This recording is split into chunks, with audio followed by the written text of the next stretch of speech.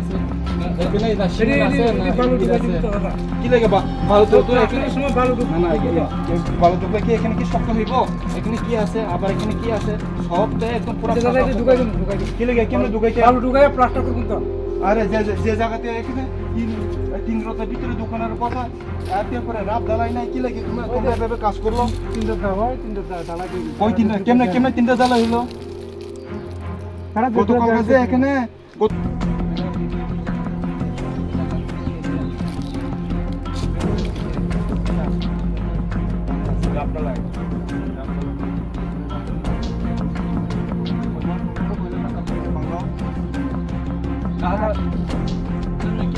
ঠিক আছে এটা এতটুকু রাখলাম মানছি কিন্তু এটা তো তুমি এখানে তো সব করছো না আর তুমি যে দেখো কি বউ এই জানালার উপরে কি করে খুলবা এটা দাদা ওয়াল লাগাই দিবি কি লাগে ওয়াল লাগাইতি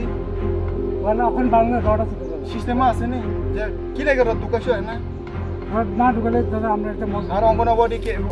কেন্দ্রের ভিতরে যে ওয়ার্ক আমি তো ওয়ালের ভিতরে ঢুকাইছিলাম এটা কয়টা সেন্টারের কাজটা করছিলেন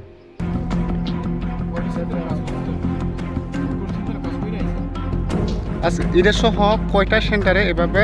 ট্যাঙ্কি তোলা হয়েছিল আপনার আন্ডারে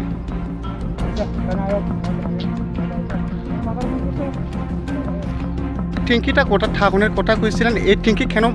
অফ করবেন এই ট্যাঙ্কি কেন অফ করবেন দাদা কোন ব্যাংকার এটা বানানোর বলতো এটা কোন দাদা কিনা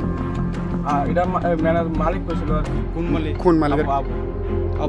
আবু মিয়া বাড়ি কোন জায়গায় উমরপুর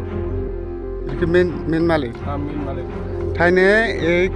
সেন্টারের কাজটা বড্ড ঠাকুরের করে লাগিয়ে কইছিল আর নিচের আবদালাই না দিয়া আছে এটা একটা গাঁথনি দিয়া আছে এটা সেন্টার এটা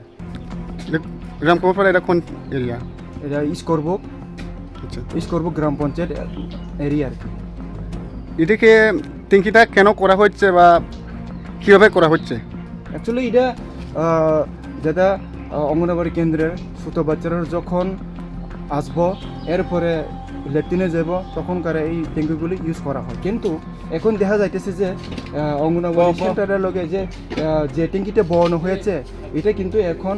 অঙ্গনবাড়ি যে ওয়ালের লগে অ্যাটাচ করা হয়েছে আর তাছাড়া নিচে যে মানে নিচে যে